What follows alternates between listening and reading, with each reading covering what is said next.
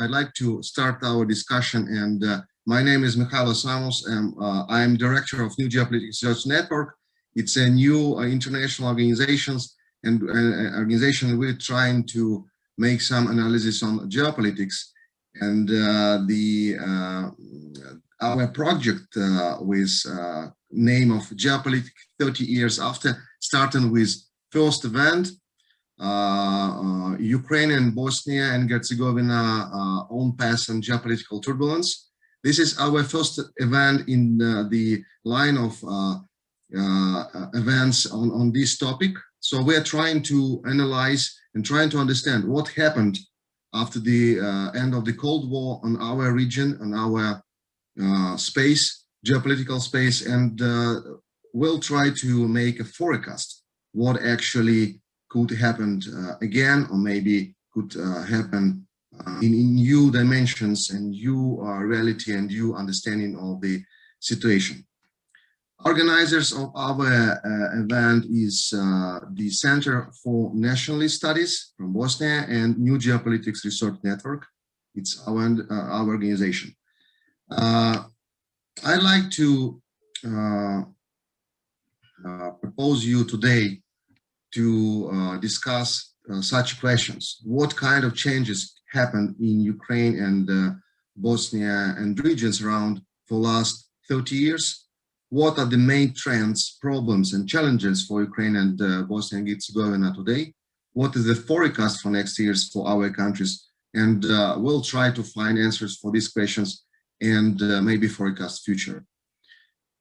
Let me introduce our great team of speakers and discussants. Dr. Zlatko Hadžidedić, he is Associate Professor and Director for the Center for Nationalist Studies, Sarajevo, Bosnia and Herzegovina. He specialized on international relations, nationalist studies, and political theory. And I like that he has a special approach to nationalism as one of the aspects of the international relations and geopolitics. So I very like to listen to him, and I'm sure that his keynote speech today will be excellent. Dr. Adnan Huskić has profound experience in research from both domestic and international issues. Dr. Huskić is a country representative of the Friedrich Naumann Foundation for Freedom in Bosnia and lecturer at the Sarajevo School of Science and Technology. Dr. Kateryna Shymkevych, she's an expert in Analytical Center of Balkan Researchers, Ukraine, professor in the Zaporizhzhia Institute of Economics and International Technologies. She has great background in studies Balkan, so we could expect fusion analysis of the comparison of Ukraine and Bosnia now from her. Mr. Adnan Idrisbegović, Bosnia. He was an officer of the Bosnian army during the war 1992-1993, Bosnian government liaison team member in UN Profor at the Sarajevo airport 1993-1994. He works in Embassy of Germany, assistant to the ambassador, and now he's a private entrepreneur and independent researcher. And I think that he will give us his own understanding of the situation and the comparison of Ukrainian and Bosnia situation. And Dr. Anatoly Demescu is a historian Balkanist, journalist, and international observer in national news agency Ukrinform, it's Ukrainian agency, and expert and one of the headliners of the Analytical Center of Balkan Researchers, Ukraine. So I think we have a great team. The scenario for our event is that Dr. Hadžidedić and me will have our keynote speeches, and after this we'll have discussion with our discussants. And of course, it's possible to make questions. It's possible to make remarks and maybe to react on our discussion. So I ask our participants, our auditorium, to take part actively in our discussion. Now, without further delay, I'd like to give the floor to Dr. Hadžidedić, Director of the Center for Nationalism Studies, for his keynote speech. Dr. Hadžidedić, please up to 15 minutes, if it's possible. Yours. Thank you, Mykhailo. So let me start with the reason to put Ukraine and Bosnia together in this event. I discussed it with Mykhailo, and we came to a conclusion that there are many similarities, many parallels. First of all, the breakup of the Soviet Union, the breakup of the former Yugoslavia happened about the same time, with very similar developments that followed, with the creation of nation states out of former republics of the Soviet Union and Yugoslavia. And eventually what we both got as the main problem we had to deal with was the concept of nationality, the concept of national identity, which came to be a matter of conflict between the neighboring republics. I would say that what happened after the breakup of Yugoslavia, the breakup of the Soviet Union, was actually the introduction of capitalism. That's the first thing. And I think, and that is a part of my theory that Mykhailo was referring to, which says that actually capitalism needs nationalism in order to create a sustainable social framework, that capitalism simply needs unification of society in order to bridge the gap between the richest and the rest of the society, to actually serve as a glue or as a cover for that wide gap between the richest and the rest of the society. But despite the fact that there are several types of nation states, several types of national identities, mostly theorists divide it into civic and ethnic ones. What happened in both Bosnia and Ukraine is the introduction of ethno-religious, I would say, rather than ethnic national identity as a pattern that was implemented. Instead of, say, creation of a civic Bosnian, common civic Bosnian identity, we got the introduction of the national identities which were claiming actually to cede parts of Bosnia, to make them parts of, to cede them to Croatia and Serbia. And similarly to that, what happened was the situation in Donbass, in which some citizens of Ukraine did not really want to be citizens of Ukraine, but rather opted for secession and to be ceded to Russia. So that's something which is very interesting, because that's certainly a pattern which destroys any country where applied to. I would like to say, I don't know what Ukrainian experience is. I don't want to speculate on that. I have my opinion, but still I will leave it to the Ukrainians to decide. But our experience in Bosnia is that actually this pattern was introduced by the so-called international community. Or to be more precise, by the then European community. Now it's the European Union, but at the time in 1992, it was the European community. The European community organized a conference, the so-called Lisbon Conference, which is rarely mentioned these days, really. You can never hear any word about the Lisbon Conference.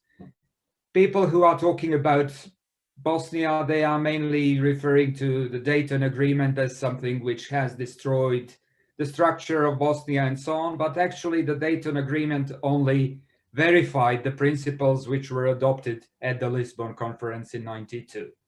And that was the February 92. So it was 2 months before the war, or even 3 months, depends how you take the beginning of the war, because it had some phases of the beginning. So there was no war around to negotiate on the peace agreement, to introduce any kind of partition of the country in order to create peace. No, the European community, which was represented by Lord Carrington and José Coutilheiro, a Portuguese diplomat. Lord Carrington was presiding over the conference on the breakup of the dissolution, actually, of the former Yugoslavia. So he was in charge on what I would call dissolution of Bosnia as well.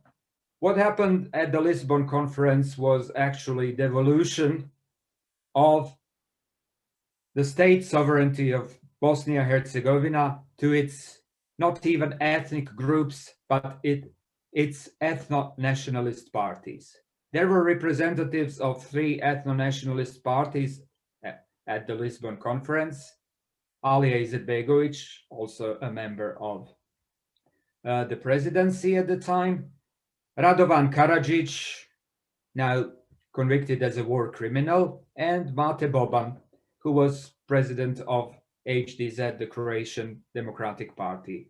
Karadzic was president of SDS, Serbian Democratic Party, and Izetbegović was president of SDA.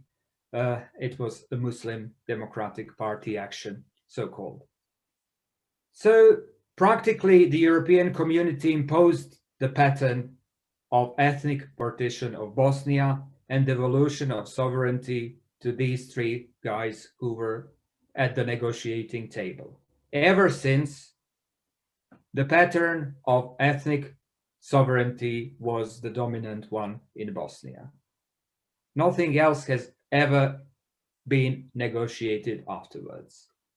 Since the Lisbon conference, what we have is simply the story, the narrative of ethnic sovereignty of 3 ethno-nationalist parties, which have the right to their own territories.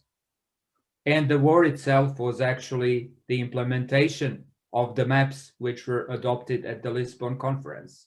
What is most important to say is that the maps were adopted, the maps of ethnic partition, several months before the war, and that the war itself and what the armies did on the ground in the battlefield was actually the implementation of these maps.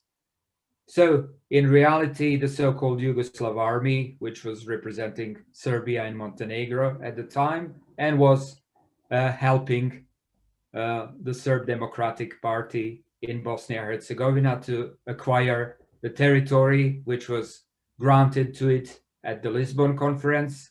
They occupied the parts of the territory according to these maps. The same happened with the Croatian army of the state of Croatia and the units which were represented the Croatian Democratic Party from Bosnia-Herzegovina. So they both cooperated with external powers, with Serbia and Croatia, in occupying the territories which were granted to them. And what remained was still called a Bosnian territory, but we experienced something very interesting, that all the media in the West, especially those centered in London, were launching the news about Muslim army, Muslim territory, Muslim this, Muslim that. So all of us who considered ourselves Bosnians were very surprised with that, because they simply redefined and redesigned our identity into Muslim.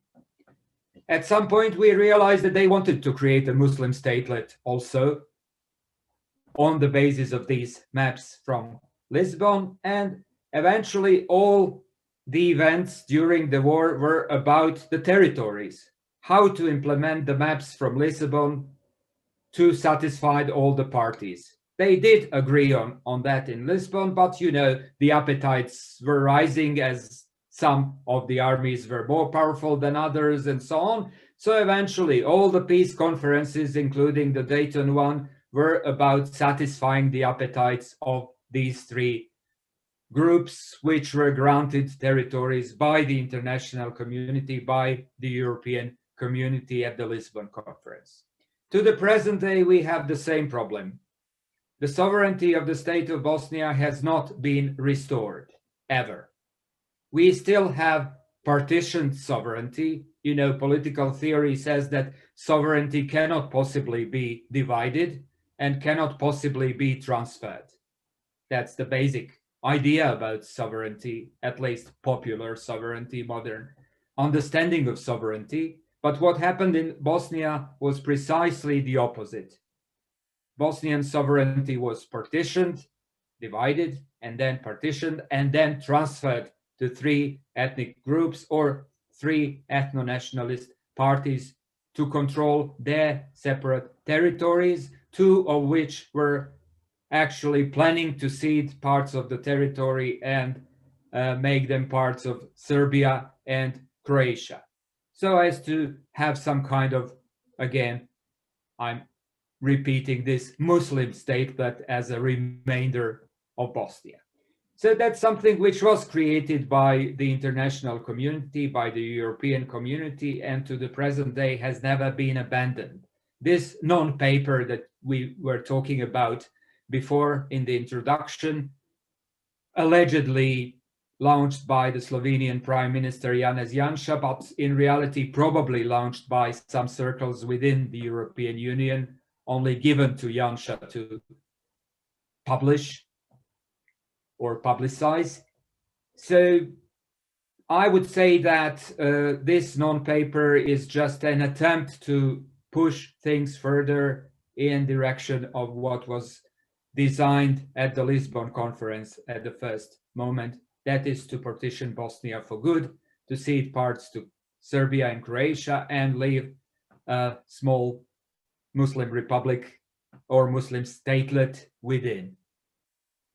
Even if you take that so-called Muslim statelet, we had very interesting experiences during the war that foreign powers, namely Great Britain, they were importing mujahedeens from Arab countries, Wahhabis, and so on, trying to redesign and redefine the Muslim identity of Bosnian Muslims, trying to make them Wahhabis, trying to make them extreme, and so on. So it was a very strange game. I would say that, of course, we had our participants in that. All these leaders of ethno-nationalist parties were very willing to participate because they were well paid for that. They got their territories to control the resources. They became almost statesmen. So they had their motives to participate, but practically the entire pattern was imported. We in Bosnia were really surprised at the time. A couple of us, including Adnan Idrisbegovic and myself, we were among the first to have realized what was actually going on, that the international community imported these concepts with their own motives to create some kind of ethno-nationalist pure territories as a result of ethnic cleansing. Ethnic cleansing was also a part of this plan to implement the Lisbon maps. It was impossible due to the mix of the population in Bosnia. All the religious groups, all the ethnic groups were so intermixed. So you had to organize ethnic cleansing in order to implement the Lisbon maps. So the war had to be organized in the form of ethnic cleansing to create these ethnically cleansed territories. So they obviously wanted to introduce that pattern. They probably wanted to introduce yet another pattern, that one of the clash of civilizations, so-called, that it is necessary for Muslims and Christians to fight each other. In Bosnia, they never fought each other before, but all of a sudden we got the pattern that we must fight one against another, and that there is nothing else that we can do but fight for territories. But I want to emphasize that once you introduce the pattern of ethnically pure territories, ethnically cleansed territories as a pattern for creation of nation states, then you get a war, then you get a conflict. There is no other solution. you have to ethnically clean those or cleanse those territories in order to follow and implement the pattern. So that is what we got in Bosnia, and now we have to deal with it. We have to somehow restore the sovereignty of Bosnia, to restore it from these ethno-nationalist parties which still control it. Each controls its own part of the territory and they pretend to have their own states. There are, of course, people who want to restore the sovereignty of Bosnia, but it is very difficult to do that given the fact that we still have this pressure from the outside, from the international community to actually partition the country and so on. And I have to emphasize that it mainly comes from Europe. The US behaved in a different way, I have to emphasize that. They did it in Dayton as well. They wanted to protect the external boundaries of Bosnia. They wanted to keep the borders intact, and that's something which I have to emphasize. They didn't have too many ideas of how to organize the state, what to do with sovereignty and so on, but they wanted the borders intact. And that was the basic conflict between the US and the European countries, primarily Great Britain and France, who wanted the partition of Bosnia to be finalized. So to the present day, we have this kind of problem. And we have, of course, domestic traitors, I don't have a better word for that, who want to partition the country and want to cede parts to Serbia and Croatia, or to create a small Muslim statelet for their own purposes. So whatever we are trying to do to restore the sovereignty, we still have the problem. The last remainder of the Bosnian sovereignty is kept in the so-called Office of the High Representative. So the only institution which can actually impose its will on the entire territory of Bosnia-Herzegovina is this one. So it's the High Representative, so-called, of the international community. And he's not doing his job these days. In the last 10 years, he hasn't imposed any decisions and so on.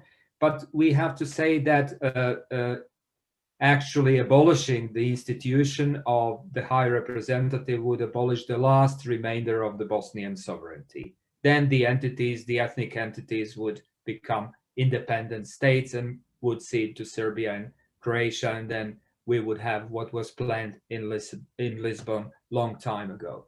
So we have to fight to keep this institution before we actually create a new constitution in which we will try to restore the sovereignty of the state of Bosnia. So that's something which is ahead of us, and we have to try to do that.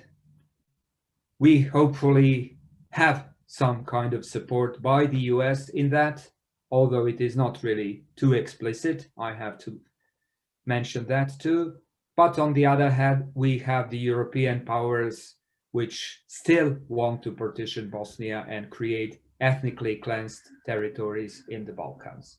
And I would say that there are similar things happening with the Ukraine, and that there are also participants from the West who actually want to see Russia doing these things and want to see Ukraine partitioned as well. I even spoke with some Russian diplomats who told me so, that they were offered, that Russia was offered by the West to partition Ukraine, and they didn't want it. They wanted to keep Ukraine fractured as a buffer zone between Russia and the West rather than to partition it for good. So that's what I wanted to say in introduction. I apologize if I was a bit longer than planned, but I at least hope that it was not boring for you. So now, Mykhailo, take the stage. Thank you, Dr. Hadžidedić.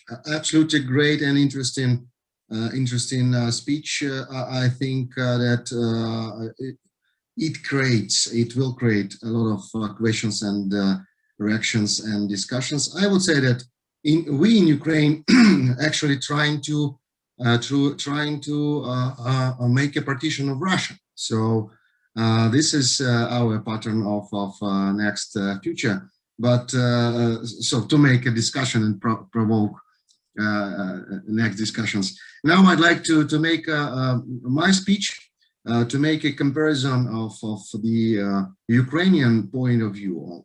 Actually, it's my point of view, but I'd like to present maybe some generalization of moods and understanding of the situation from Ukrainian side, what is happening and what could be in next decade.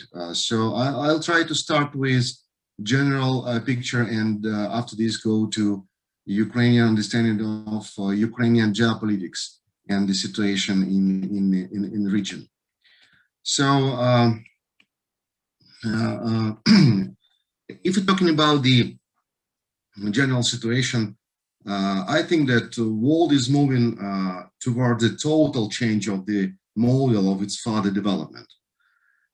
Even now, it's impossible to say what kind of picture of new international order we will see.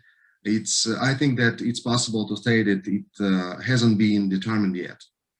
The main drivers of next civilization, I think it's United States and China, and they are trying to find a new balance of power and geopolitical interests between them. And this process is accompanied by the restructuring of Euro-Atlantic, European and Eurasian economic and security spaces. Western European countries in this time, primarily France and Germany, trying to commit to the idea of strategic autonomy. That means military and political independence from the United States, but practical sources of moving towards this goal are uncertain yet.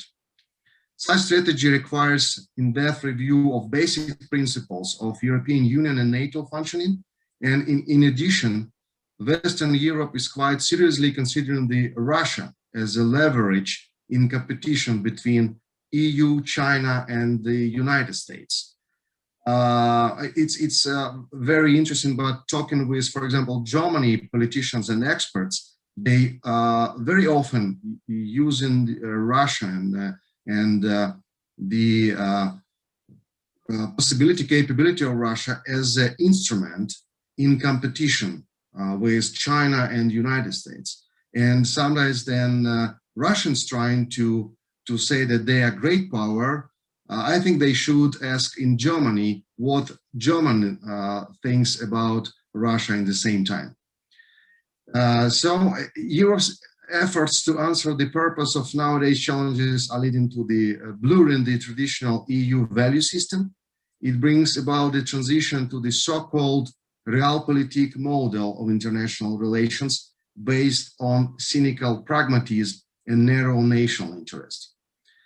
Therefore, it comes into collision with an image of European Union as a common space for the harmonious development of European nations on the basis of democratic values. At the same time, 30 years after the collapse of Soviet Union, we are witnessing the next transformation of the post-Soviet space. Russia's war against Ukraine and Georgia, the occupation of Transnistrian region of the Republic of Moldova, the crisis in Belarus, Nagorno-Karabakh, it's only a facade of these processes. Current political and economic developments in Russia indicate that the post-imperial country is one of the now in the eve of its internal transformation and fragmentation. In my opinion, NATO, in the same time, refrains from the taking responsibility and leadership in the wider European region, especially in the post-Soviet space, talking especially about the relationship and situation in our region now on the, just in real time, we have the military preparations of Russia for next attack against Ukraine. In this situation, NATO in European Union, I think they trying to be out of the our conflict and try to be out of the next collision and controversial situation between Ukraine and Russia. And I think it's a mistake.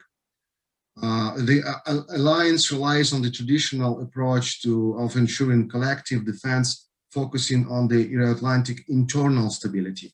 And thus, unwillingness to act proactively and take responsibility for the regional and global stability. will result in the growth of external threats and dominance of destructive actors. The world is on the verge of crucial shift.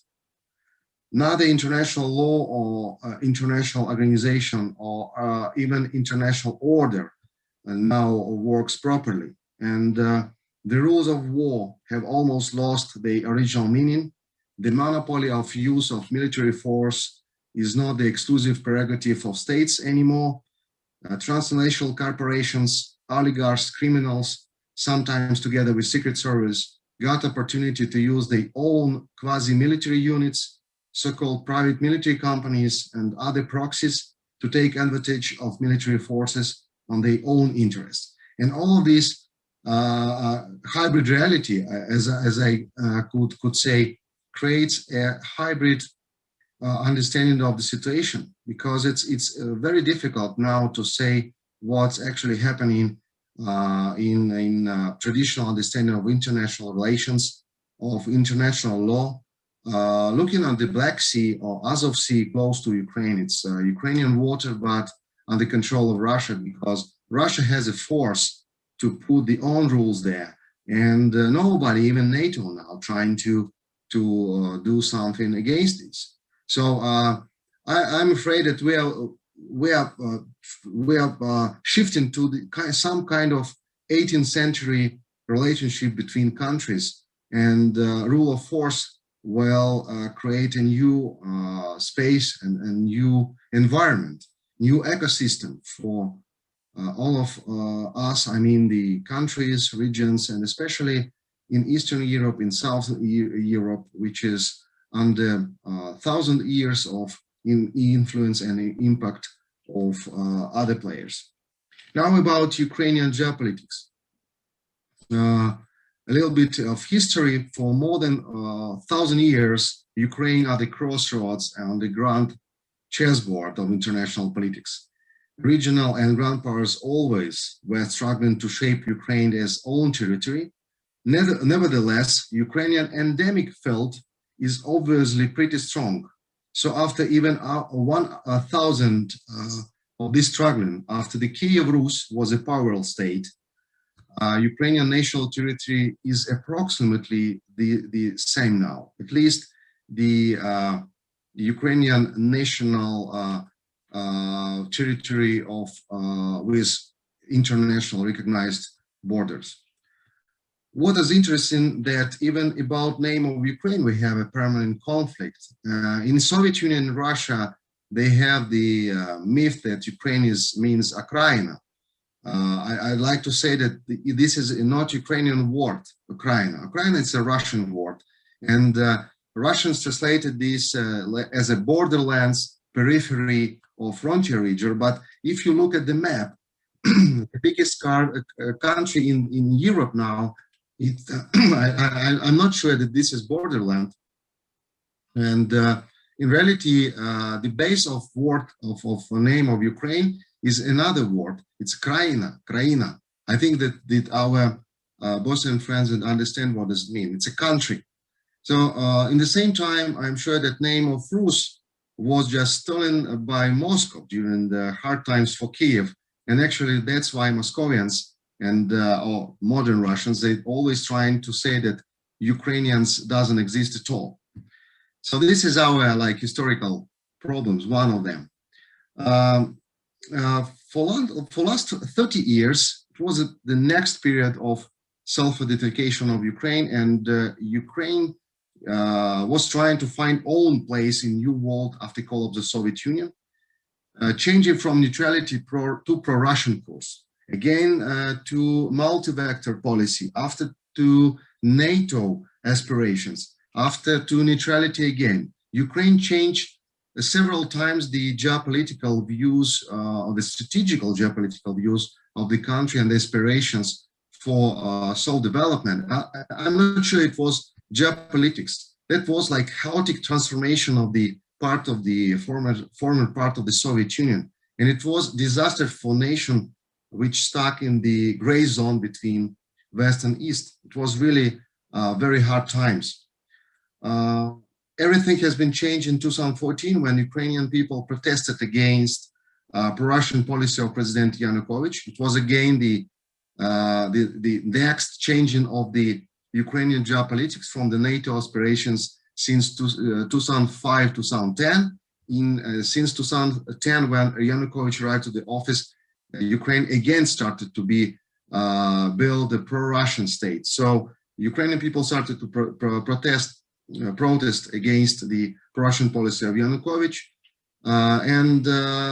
This decision was against geopolitical interests of Russia, and Russia attacked Ukraine with military force and then hybrid means. We're trying to, we could discuss these meanings of these operations.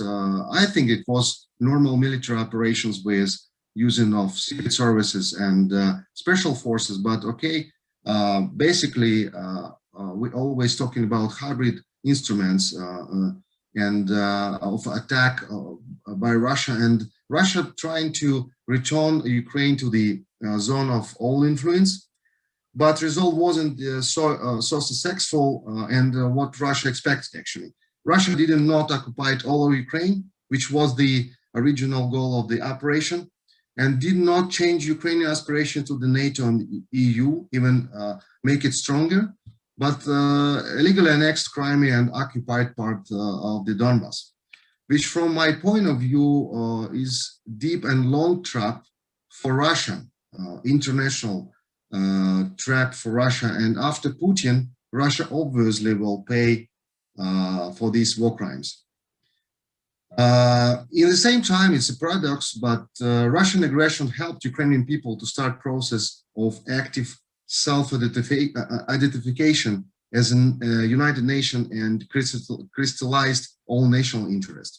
From this time, Ukraine is trying to be a subject of international relations and design all geopolitics, which could be an instrument to achieve national goals. From my point of view, Ukraine should have not naive but pragmatic geopolitics now, oriented on the last trend for realpolitik, which is pretty popular in the world, in Europe now, but of course in the frame of international law. Now, my several points on the forecast and new Ukrainian geopolitics. What should be Ukrainian geopolitics in next 5-10 years? First of all, to build allied relations out of the NATO till Ukraine become the member of this organization, because always we have a problem of lack of political will inside of NATO to make a step toward Ukraine. So we should build allied relations out of the NATO with United States, Canada, UK, Poland, Baltic states, Romania, and Turkey. Second, to build around Ukraine the belt of good neighborhood. It's a called good neighborhood. It means to secure as positive as possible relationship with all Ukrainian neighbors and even more, like Poland, Slovakia, Czech Republic, Hungary, Moldova, Romania, Bulgaria, Georgia, and Turkey. Unfortunately, Belarus now is, which is actually should be the closest nation to Ukraine, now is under control of Lukashenko and Russia, so it's impossible to build normal relations this time. My forecast for next 5 years, Russia will continue to try to destroy Ukraine as an independent state, using hybrid instruments and military blackmail for Ukraine and West. So geopolitical tension around Ukraine will increase. Conflicts with Russia will determine geopolitical situation in the region. Ukraine should act proactive to create allied relations and positive neighborhood. In the same time, internal resilience and military force will play critical importance for Ukraine. Russia will be in the process of internal transformation after Putin. So our region should be united and ready to react effectively on any development at the East. Thank you for your time, and I think that now we could open discussions, and I'd like to propose to have a floor to our discussants, our excellent discussants. I think I can propose to be a first to Dr. Adnan Huskić from Sarajevo School of Science and Technology.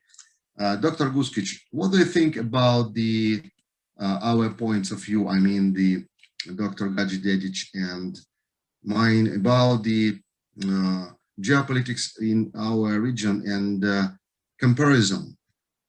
Actually, we have a different points of view, definitely. But I hope that our discussants will try to find the maybe joint framework to try to build joint understanding what we should do in next time. Thank you, Mykhailo.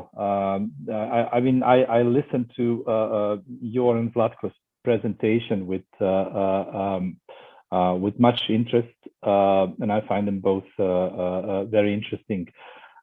You covered, as you rightly pointed out, things from two different angles, and each in his own field of expertise. What I would like to address are some of your general assessment concerning the situation, and perhaps offer a thing or two of my own thoughts when it comes to this. I would say that one of the things that we need to recognize when we speak about Ukraine and Bosnia, even though these two countries in very many aspects couldn't be more different from one another. Ukraine is a relatively large country. Bosnia is relatively small. There are a number of other things where we differ in terms of understanding who we are and our position in the world, but there are also several striking similarities, if you want me to put them this way. The first one is this unfortunate geopolitical position, and I guess this some of it, and I'm not going to venture into a distant past when it comes to this, but some of it has to do with historical developments of two countries, how they came into existence, and what kind of influences have in a way been prevalent in the course of their histories, which determine who they are today. More recently, however, one of the things that I think should be really pointed out is that both countries have emerged, especially at the end of the Cold War, and the dissolution of Soviet Union and dissolution of Yugoslavia, which happened as part of this process, emerged in an environment, an atmosphere which was, I would say, in particular when it comes to global configuration, was, I would say, filled with hope in terms of the future course for both countries. I would even say perhaps a bit naive reliance on how the international system will continue to function after the end of the bipolar world. Now, for instance, you can refer to Bosnia's a very intricate setup, which involves foreign actors on the ground as active actors, but also decision and policy makers. And I would say if you have leverages from steering the country from outside, you also have to rely on the situation to remain, or the global and regional configuration to remain relatively stable over time, which wasn't the case. Ukraine was also relying on an international law, on the existence of norms in this newly emerging system at the end of the bipolar world. However, what I think we were, and I'm really trying to use these words carefully, but I think that our naivety, and I think it's rightly described as such now in retrospective, because it's visible, relying on internationally binding agreements, relying on international norms, and not on the language of force, domination, and power. we shouldn't really think of ourselves as being on the wrong side of this argument. I'm always opting for more regulation and more stricter norms on an international level, and more reliance on multilateralism rather than anything else. But what we're obviously facing, and this is why we are having discussions like this, what we're obviously facing is markedly different situation compared to the one we had at the end of the Cold War, and the emergence of the two states from underneath the states which disappeared. And this is now the situation where, especially when we think about perspectives for the future, right, we need to take a few steps back. When I say a few steps back, of course, I'm referring to, I would say, a historical distance in all this. As much as we were naive in thinking that, you know, whatever emerged immediately after the end of the Cold War was a new multipolar, multilateral world with the dominance of the Western sign of liberal democracy is going to be or will represent in a way basis for future developments. This is not something that was shared by some authors in the East. In particular, when we look at some of the emerging countries, Russia, Turkey, for instance, what some of them were seeing is actually the situation where the dust hasn't settled yet, and is only beginning to settle now in this later period for the past decade or so. Now we see what they believe now, and I'm saying taking a few steps back, what we're seeing is a different geopolitical configuration. What we're obviously suffering from at this stage, and what is obviously something that in a way undermines the progress of the two countries, is weakening of Western normative and geopolitical influence, which is evident in the way the Western world, and of course you can address it from different, or you should, of course, talk about different countries. We can talk about the United States, we can talk about the Europe, and then individual countries within Europe, and we talk about this. But let's say just the Western influence in terms of what it was at the end of how it was perceived at the end of the Cold War, is obviously losing ground. Now, this is not something I say with any joy. On the contrary, but this needs to be recognized, because so far, what I think, and you know, in my opening statement before we started, when I spoke about this perception of Russia as being omnipotent, someone who can, you know, who's pulling strings globally and influencing events globally.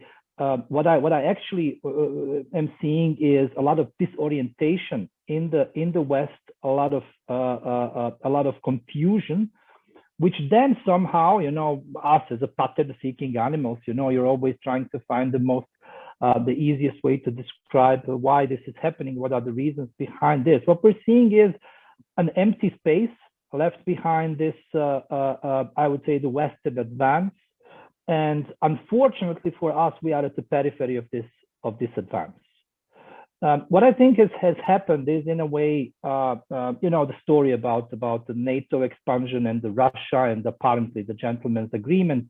NATO will not expand westward, and then, you know, that the kind of compromise or deal collapsed. And what we're actually seeing is the situation where NATO itself, or the commitment to collective security within NATO, is something that I think very many analysts are questioning, you know, to what extent we can really talk about this commitment. Most recently, this was a question asked by especially the Baltic states. There was some very problematic statements from former American president in this sense, especially when referring to Montenegro and what's happening there right now. I think that we are unfortunately still in the process. I'm talking, when you talk about the trajectory of where all of this is going, I think we're still in the process of declining or phase out of the Western influence, which means that for me the outlook is actually negative. The way I see it right now is unconsolidated Western presence with a number of neuralgic points that they need to address within the EU, the future of the EU. So the EU is, when we talk about that particular actor, EU is for the times being, and I would say probably until 22 or even 23, depending when this discussion on the future of Europe or the future setup of Europe will be concluded, is going to be very limited in terms of its ability to influence things at the border. Not to mention the fact that some countries in the European Union are not really fond of sanctions against Russia. I would like to see the kind of Russia-EU rapprochement as the possible way out. I'm not saying that this is a bad idea necessarily, but something to be taken into account. The United States is, I would say, in the state of foreign policy disorientation, which only culminated with during Trump administration, but I think it was in making, because, for instance, in Bosnia, their presence is generally, or their approach is hands-off since 2006. You know, and up until that time, they were, if not the most important, then definitely the most visible foreign actor on the ground.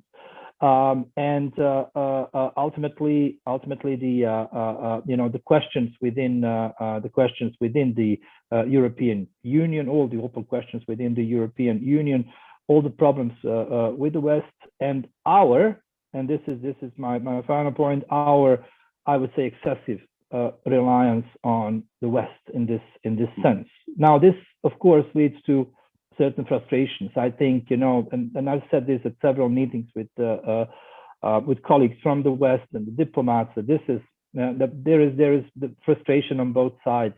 We are not meeting in a way their expectations, and they are not meeting our expectations. But I think that we actually don't understand each other very well. What I was actually hoping for, and I'm talking more about the region now. I don't think that I can make assessment of the sort or predictions of the sort when it comes to Ukraine, because of the very complex geopolitical situation there, both domestic and also domestic complexities. I was kind of hoping that this realization that we are living in a volatile and turbulent period will result with us developing agency of the sort. I'm talking about us as the region here, realizing that we are once again in the middle of reshuffle on the global scale, and the reshuffle on the global scale for us has never in history brought anything good. So developing more agency would be necessary. However, I'm also I think that the outlook is relatively negative there as well. Now, I wouldn't like to draw any conclusions at this stage. I would like to also give floor to colleagues and give room to colleagues to say what they mean. I'm just trying to add more meat to the overall discussion, so that we know where we stand in terms of the position of our two countries. And I'm not going to go. Zlatko covered pretty much the domestic complexities in Bosnia.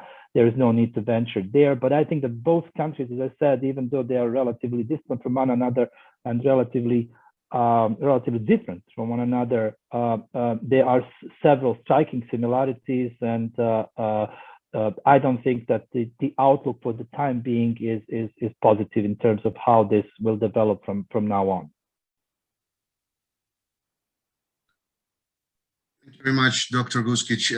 I think you made a great job. To integrate our two reports. The speeches with Zlatko, and set the scene for next discussion. I think that you told about frustration, naiveness, suffering from the hope on the Western countries. It's absolutely about our both countries. I would say that. With name of Budapest Memorandum, which just rising the great frustration about the Ukrainian naiveness. We thought that the gentleman signing in 1994 the assurance for Ukrainian security instead of nuclear warheads we thought that it could work. It doesn't work at all, and we've got the problems now. Even now we're talking about it. Let's activate Budapest Memorandum. Okay, let's activate, but without the UK and the United States, it's impossible to do it. And I'm not sure that United States and United Kingdom they are going to activate their commitments, because it's a lot of responsibility actually. And one more time, it's Bucharest NATO summit 2008, when actually we've got the member action plan together with Georgia, but Putin arrived personally to the summit and arranged a situation against our interests, because Germany and France played their own game. And it was very interesting that during these 30 years, Ukrainians just started to understand. It was paradoxical, it was a surprise for a lot of Ukrainians that Germany has own interest, UK has own interest, US own interest, and Ukraine should have own interest, and not rely on the romantic understanding of not even geopolitics, but international relations. Now I'd like to give the floor to Dr. Shymkevych from Ukraine, and give her possibility an opportunity to give our to give the opportunity to integrate our two speeches, mine and Zlatko. Kateryna, the floor is yours. Thank you. First of all, I speak about thesis of Dr. Hadžidedić about Lisbon Conference and Dayton Agreement. It's a very interesting thesis about similar, and I agree with you that thesis that European representatives discussed in Lisbon in 1992, then next peace plan during 1993 and 1994 and 1995 discussed in this borders. Then all theses discussed in a conference in 1992 discussed in Dayton 95, and maybe discuss now when last week in media published so-called non-paper document about a new order and new borders in Western Balkans. I think that a very difficult and interesting situation in Bosnia, and some points in maybe use in Minsk and Russia use for Ukraine. I think that Bosnia and Ukraine very similar and very different, because we have similar geopolitical interest, and we and our every country imagine in world as a crossroads in regions, and it's stereotypes imagination of every countries. So Bosnia and Ukraine difference because internal and external situation in every country different, and influence external actors very different. In Bosnia, very influenced Turkish, European, and American actors. In Ukrainian, influence Russia and European Union. But next or last week, last years, very influence USA, but its influence don't constantly and have some sporadically interest in Ukrainian, but situation exchange when election in USA and new president have interest in Ukraine and in Ukrainian conflict with Russia. In Ukrainian last years use and speak in media and expert about so-called Bosnian variant regular conflict in Donbass and in Crimea. Its experts told that Bosnian variant can use for legislation Donbass People Republic and Lugansk People Republic, and I think that it's possible for Russia legislation this separatist group, and the Bosnian variant is very need for Putin and Russian political groups. So forecast for maybe 5 or 10 years, I think that Ukrainian and Bosnia has a problem with Russia, because Russia in Bosnia constantly destabilization political and economic situation, especially it in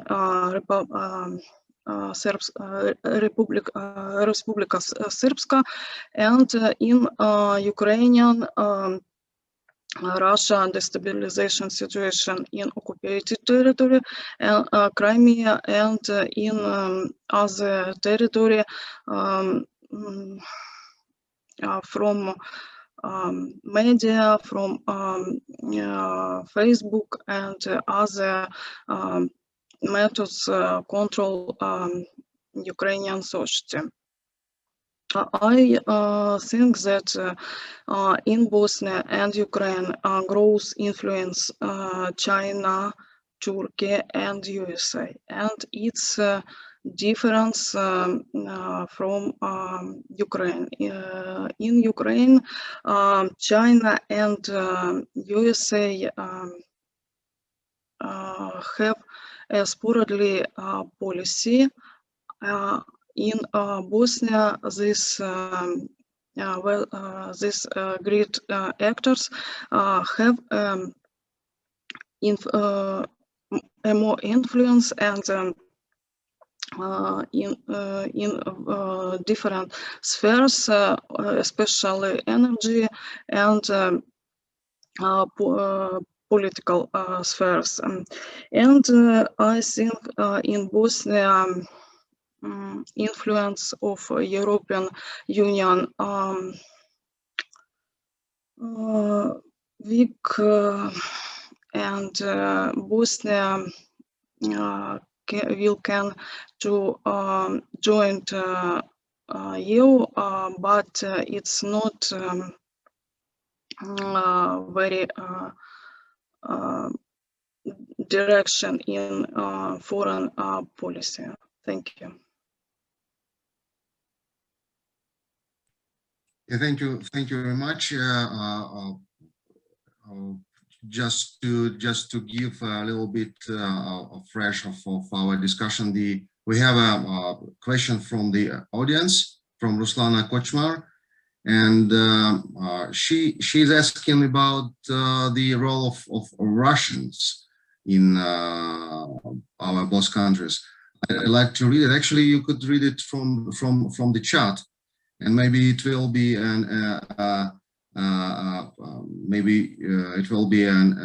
a question for our next discussants. So basically, the question about that Putin backs Bosnia's Serbs and the President Milorad Dodik. He views that as guarantees against Bosnian membership in NATO and the European Union. The same situation is occurring in Ukraine. As you know, this puts Russia and the US in the spotlight. So don't you think that without a new dialogue format involving the US, first of all, it would be impossible to counter provocations by Russia? Of course, the main issue with Ukraine conflict is a sequence of implementation of Minsk agreement, but how would we convince Russia to conduct free and fair Eastern elections, plus withdrawal of the military forces and considering conservation of only temporary status for people republics? I can answer for the second part of the question about the Minsk agreement because I'm a pretty expert on it, and I would say that the problem with Minsk agreement really it's the consequences of the points of its implementation. From Ukrainian part of the understanding of this agreement, the firstly should be a security points. So it means that withdrawal of Russian troops from Ukrainian territory, the control of Ukrainian-Russian border, and only after this we can conduct the elections and put the law and order of Ukrainian law and order. From a Russian point of view, firstly, it should be the elections, the changes in Ukrainian constitution and law, and only after this, Russia will withdraw in forces and give us the control over the border, which is absolutely against of Ukrainian, at least, logic. No, I'm not so sure that totally logic, but Ukrainian logic.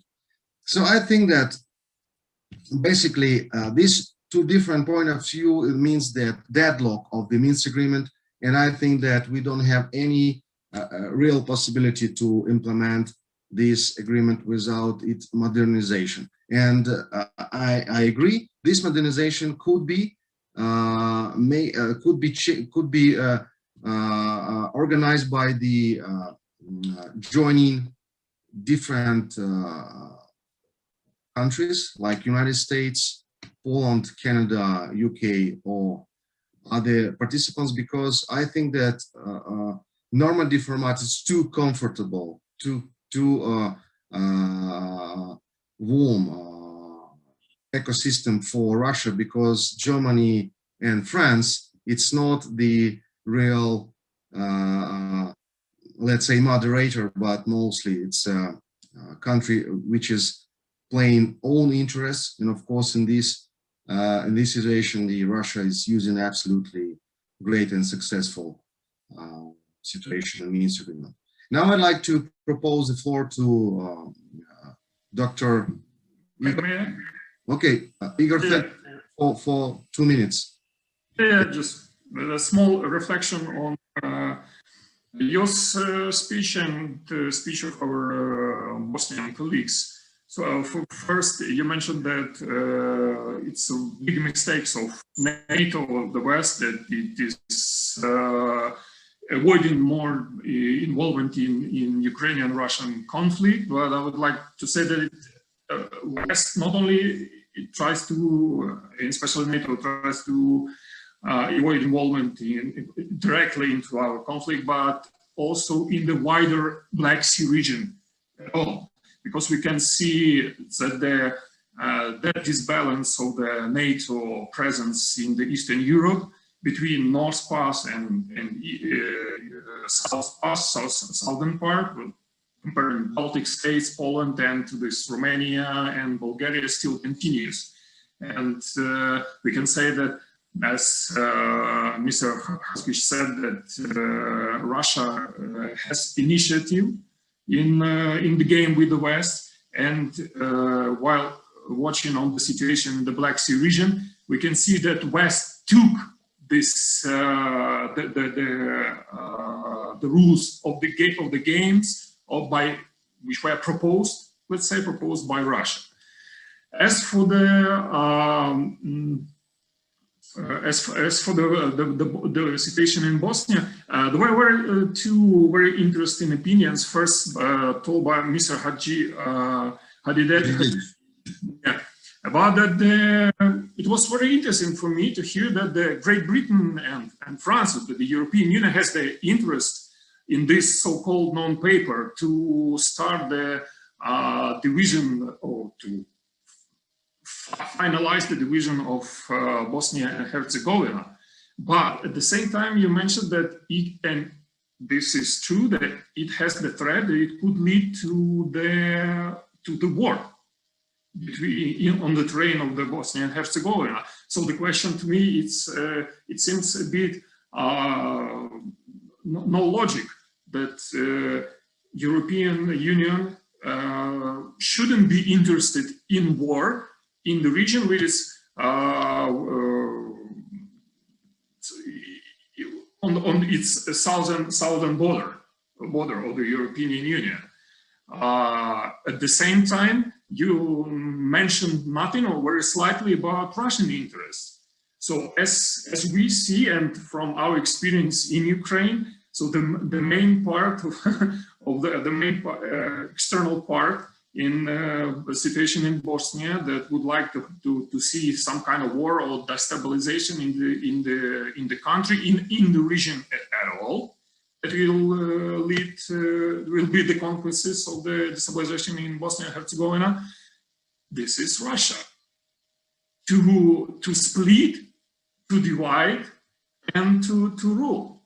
You know, but the main idea not to destabilize the Bosnia for Russians, as I see, and I think a lot of people in Ukraine and our Ukrainian, my colleagues agree with me. So the main idea not just is the main purpose of Russia is not the only Bosnia and Herzegovina and not even the Balkans, but the European Union and the West.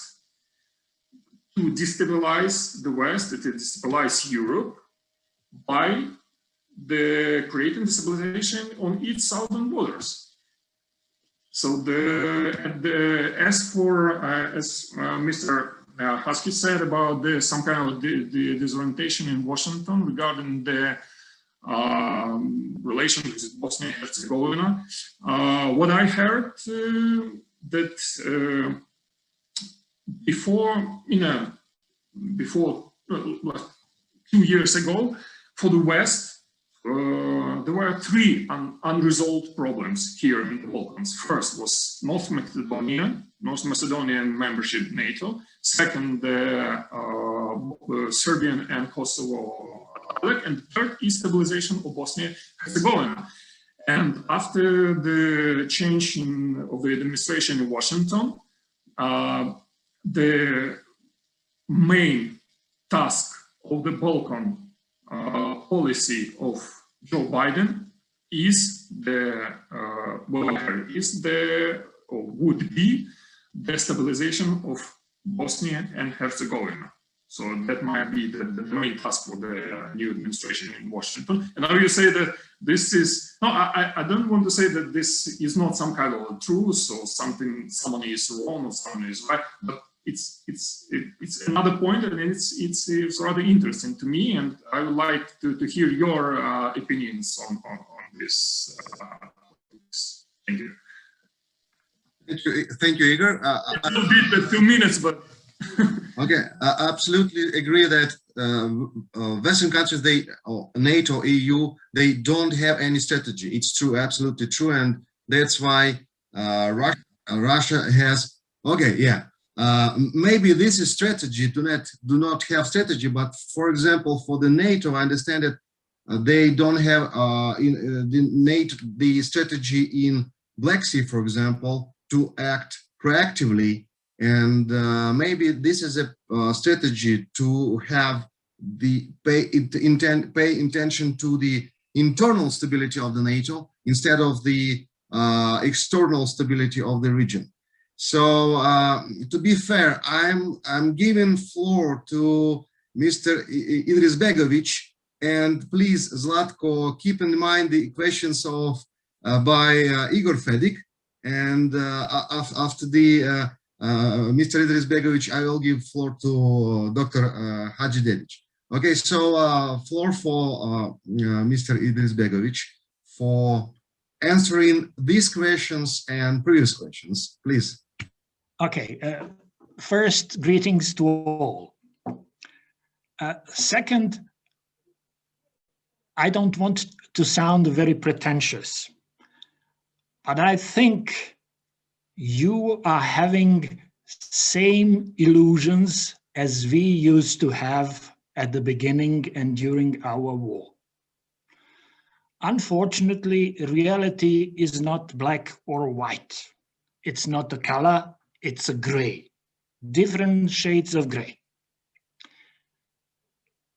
What I can see in media and what I can hear from you is that you have slightly simplistic perception of reality. Russians are our enemy, NATO are our friends.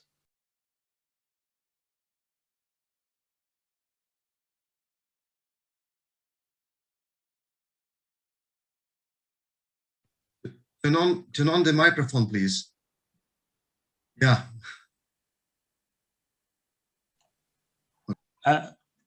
The Russians are not as much hostile to Ukraine, nor the Western NATO is so friendly to you. Basically, they want to keep Ukraine in a position which semantically in old interpretation means borderlands, battlefield. We understand that Ukrainians want to get out from this denomination. It's very rational. No one wants to be a cannon fodder between two sides. In this moment of time, in this post-factual reality, we are witnessing the situation when, after destructing the multilateral world, the security architecture built after the Second World War, America is seeking to return back to comfort zone of a bipolar world. The problem is, world has changed dramatically. America is not as powerful as it was. NATO is not as powerful as it was. There are new major players on the scene. The problem for Ukraine today, as it once was for us, is to perceive reality as it is, not as we like it to be. We have had a very different experiences with our Western partners. We have a very ambivalent relation to European Union after the experience we have had with them. In the same time, European Union today suffer from the identity crisis. They don't know what they are and they don't know what they want to become. All they know is that European Union has been created as an American strategic development during the Cold War. Today's Europe don't know where to go. They are simply too big. They are simply economically too strong. They are, in the same time, politically very weak. On the other side, our experience with Americans is far more positive. While the European Union offered us a rhetorical support at the beginning of the war, they were massively engaged in partition of Bosnia behind the screen. Americans, on the other side, have been supportive first rhetorically, and when the things starting to aggravate, they have started to intervene, first discreetly and later on openly. Ukrainian problem is that it lies on an unfortunate place, as we are. You are a real borderland again, but the borderland between two empires. And both sides intend to create a buffer zone out of Ukraine. That means you will bleed for the interest of others. The only way of Ukraine to avoid such a position is to develop a national, rational-based strategy that will serve Ukrainian interests only. Otherwise, you will be reduced to a mere tool of this or that side. As I can understand, you have a more or less two potential allies. First is Turkey, because due to internal NATO dynamics, European forces are pushing Turkey out of NATO as much as they can. And that creates a window of opportunity where both Ukraine and Turkey will have a very similar strategic position. You share the Black Sea, and I found the Turks to be far more reliable partner than European Union will ever become to Ukraine. I think you have already had some experiences in this regard. Problem with European Union is that it is a very composite structure. It does not have a single will on the foreign political field, nor insecurity anymore. You have also witnessed how Germany has developed Nord Stream 1 and 2 to satisfy its energetic needs at expense of European Union energy strategy and at expense of Ukraine. You can envisage a situation in the future that Ukraine will be under pressure to accept the reality on the field, as they used to tell to us. You cannot rely on international law or order. It does not exist anymore. That's unfortunate reality. The Americans at their peak of power has decided that they can go further and that they can dismantle the system as much as it fits to their interests. It has started in George Bush Sr. era and ended with Trump. Trump almost destroyed entire architecture. What will come with Biden, we will see. We cannot predict. So you can be in a situation that someone in Europe find out that their priority is to solve their security situation in Baltics and to exchange or try to exchange Kaliningrad for Crimea. It's cheap. It's Ukrainian, it's far south, they should settle their own problem. This is reality. America, on the other hand, really seeks the comfort of bipolar world. However, we have China, we have several emerging states that will play a major role in the near future. And we are unfortunately living in the age of insecurity. Nobody knows what will follow. But with a little experience, we cannot hope for the better, at least for some time. I hope I have contributed to this interesting conversation. So my suggestion is rely on yourself. That's the best you can do, and that will give you a lever to solve the problem. It's not easy, it will not be easy, and it will not be the cheap solution. I will now return to Russia.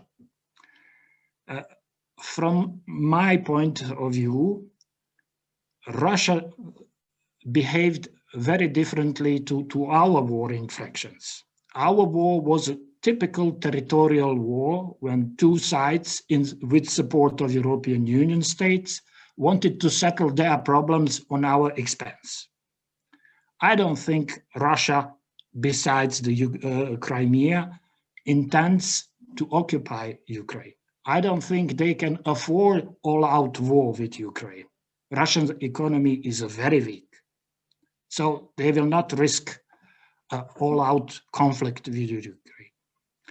What their intention is to keep Ukraine out of European and NATO integrations. They cannot afford to have Ukraine in NATO. It's strategic reality. And if you force them, then they will have to consider a serious all-out attack on Ukraine.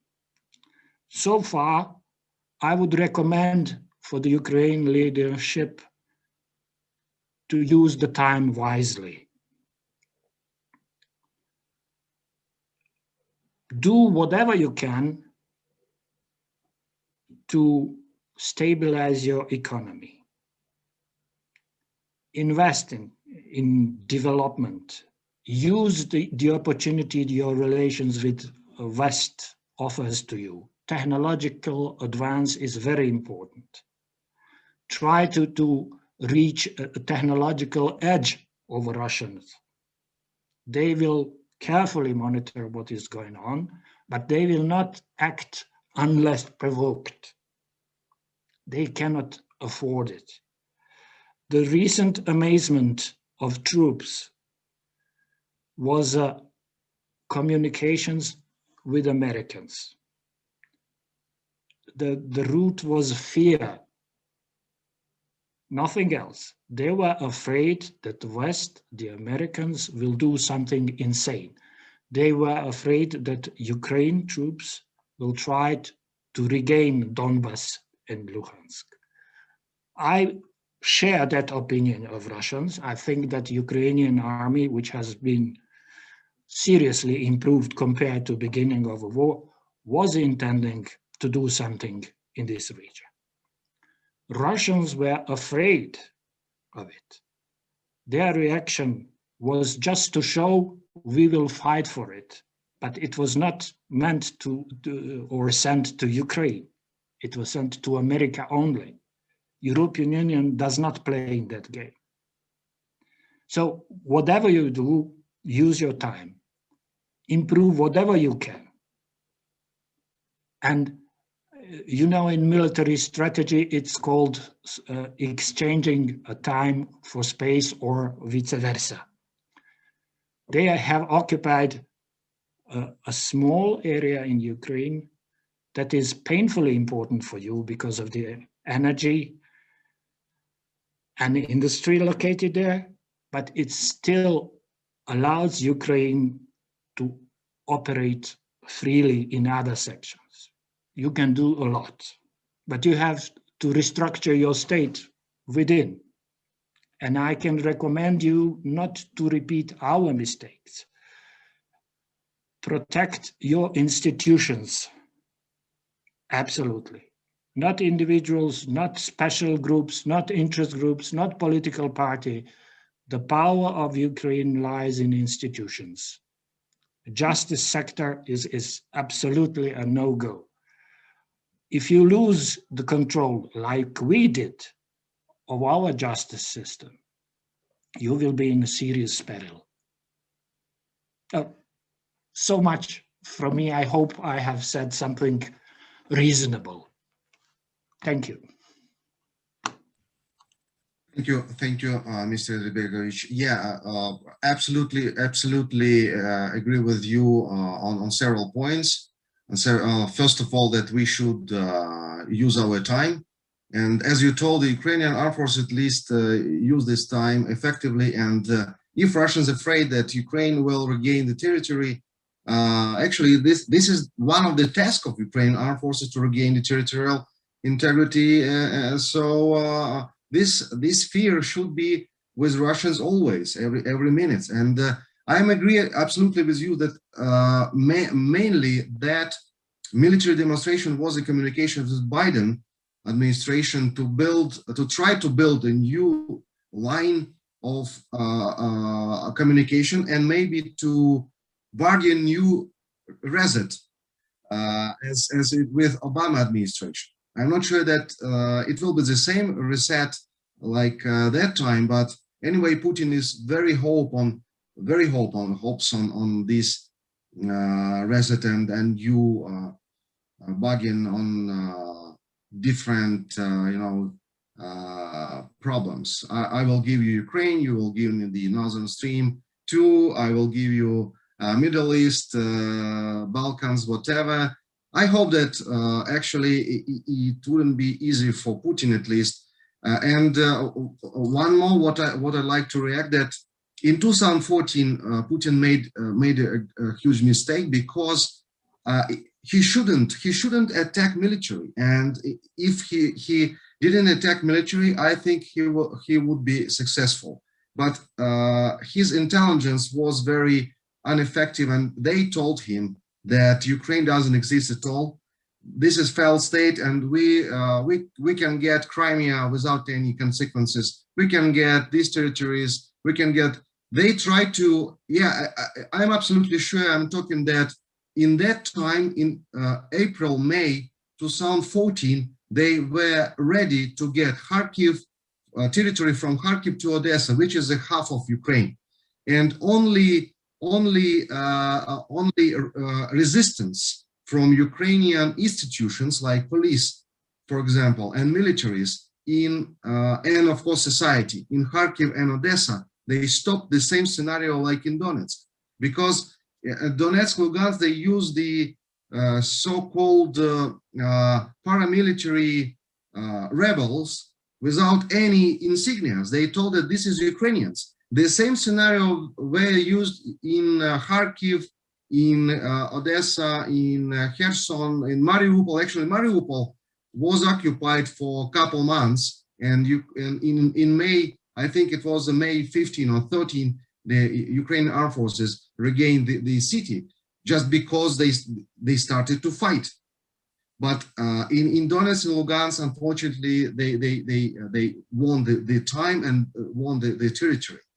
But again, I think that Putin made a huge mistake for all of these moves, because if he used the hybrid, or let's say other methods like to buy politicians, to use corruption, to use different instruments, how often use Russians in Ukraine, I think they made more success than by military means. And now we have this situation when Russians should communicate with Ukraine only with military instruments, and communicate with United States regarding Ukraine only with military means, but not with other.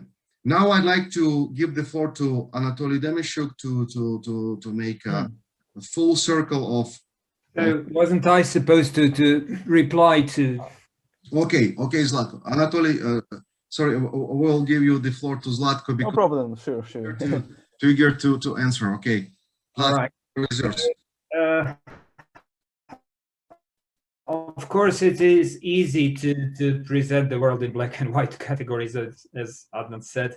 And I'm afraid that you still suffer from that kind of approach, as we did in 1992. It is easy to blame Russia for everything, you know, especially if the Western propaganda says so, then you say, well, yes, that's the truth. That's something we have to accept. And if we follow their ideas, then we will be on the right side of history. No, it's not like that.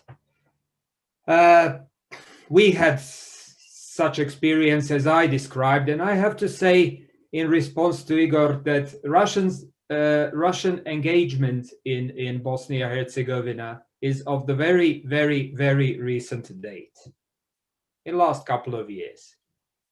It means that the Russians actually accepted the rules of the game, because from the beginning of the war in Bosnia, we were being told, and the entire world was being told, that Russia was, you know, behind the Serbs. No, Russians were starving at the time, as did Ukrainians, sorry. So it was a complete lie that was supposed to present the image of the world in terms of the clash of civilizations. Now I have to warn you, Ukraine is on the dividing line between two civilizations, between Western Christianity and Eastern Christianity. You are within Huntington's plan of how to push the world into a conflict. And so did we, or so are we. We are on the dividing line between the Eastern and Western Christianity and Islam. So it's even more complex. That was the idea from the beginning, to create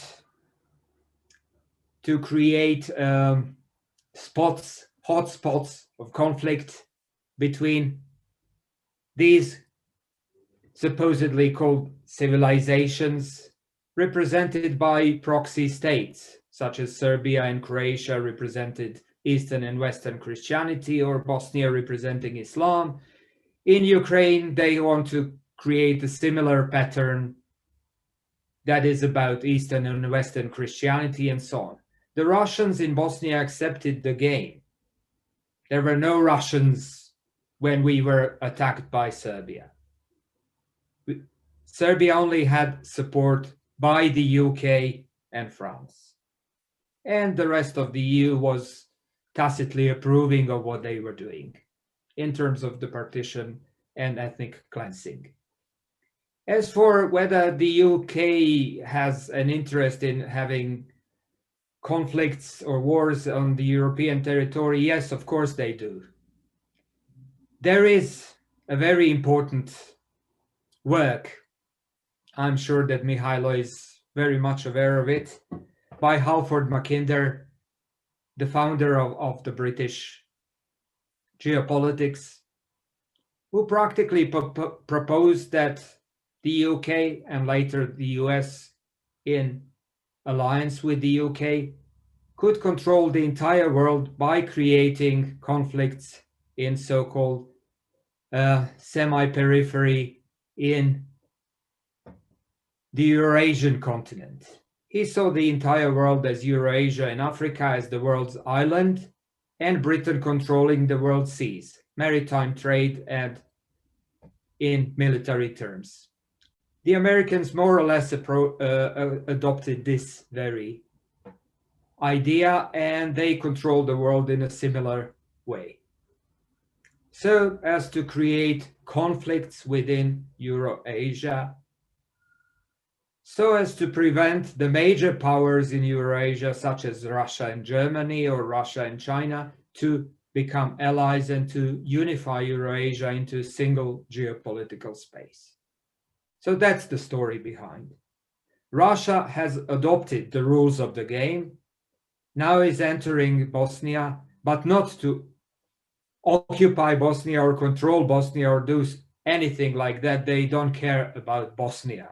They don't care about Serbia. The only thing the Russians care about is Ukraine. They are using Bosnia in exchange for Ukraine to send a message to the West that if the West wants to really enter Ukraine with NATO, then they are going to keep Bosnia and Serbia under pressure and leave them out of NATO. At a certain point in time, they would propose an exchange. We will leave you Bosnia and Serbia back, and you get out of Ukraine. That's what the Russians want to do. As simple as that. Of course, it doesn't look like that, but I'm aware that Mykhailo believes that they wanted to occupy the whole of Ukraine and so on, but I'm pretty sure that they just wanted a part of Ukraine to fracture the Ukrainian territory so as to prevent it from entering NATO.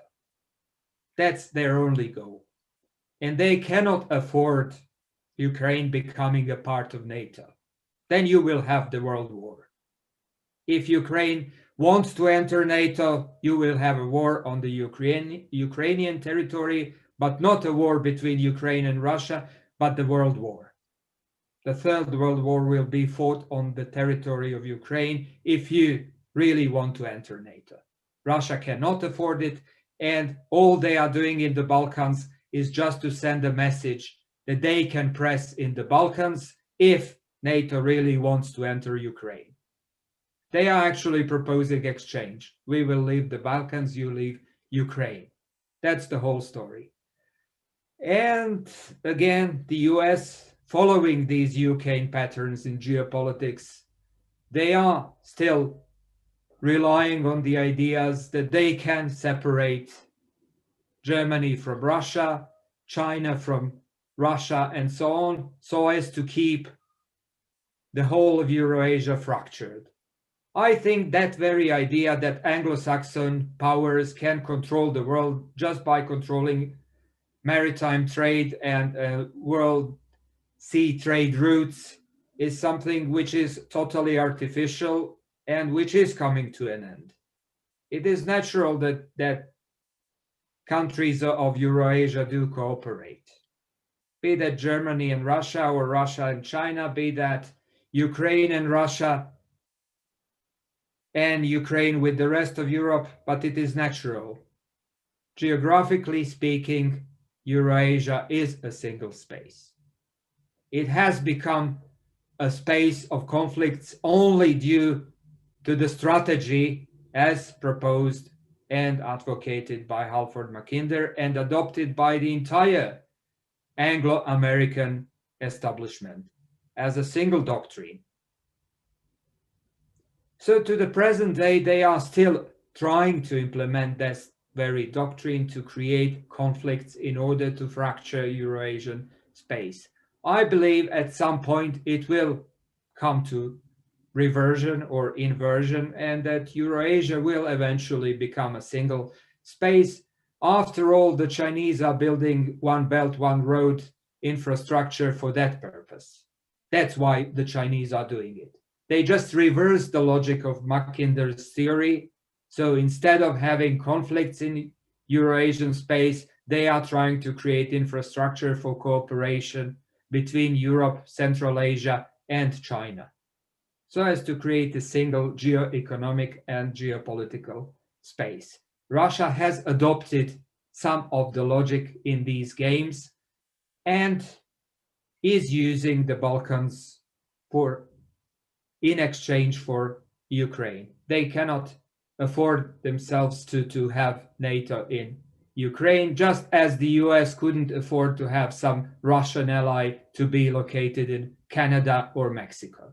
Try to imagine the US and their reaction if Russia wanted to have some influence in Canada or some influence in Mexico. What would be the American reaction? They would launch a nuclear war without any hesitation. So Russians cannot afford to have NATO on their borders in Ukraine, and they will fight against it by all means. If Ukraine wants to enter NATO, you will have the World War, and we will all have the World War.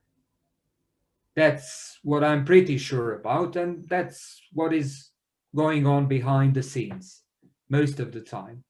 But if you want to, as Adnan said, to pursue your own interests, to remain neutral, to try to be in friendly relations with all the neighboring countries, including Russia, then we have a good perspective of not having a world war, of having some kind of future cooperation on a broader space of Eurasia. I see it as a natural and inevitable development.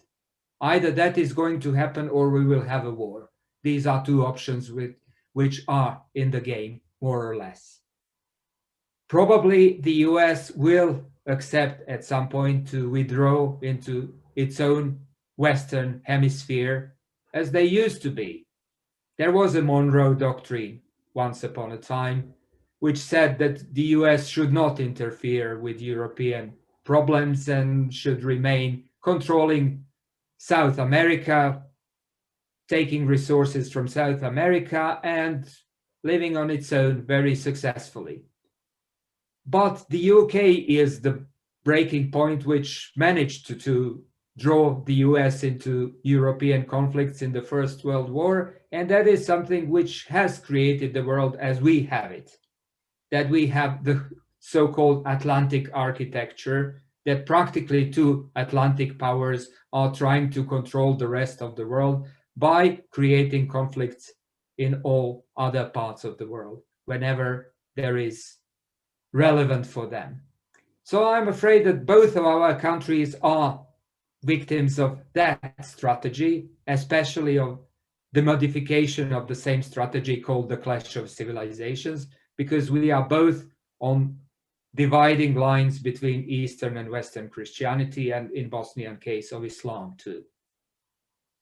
So it's easy to claim that Russia is the bad guy, but the world is much more complicated, and you will probably soon learn it. But I would beg you, really, I would beg you not to try to become a part of NATO, because then that would be the end of the entire world as we know it. Okay, I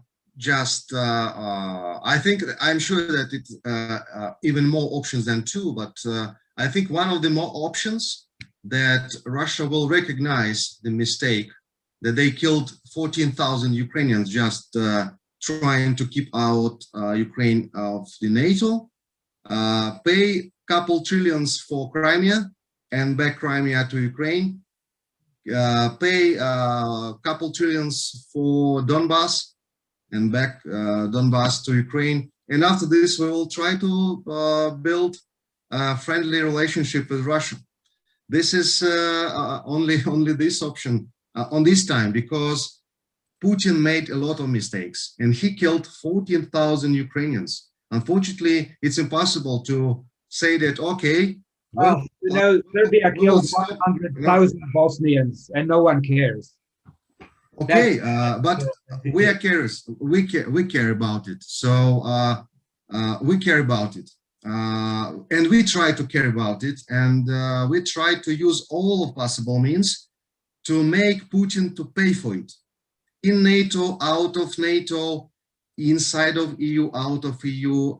It's unfortunately this is a reality which Ukraine is for Ukraine it's impossible to avoid if we try to be a nation, and the Ukrainians is a nation.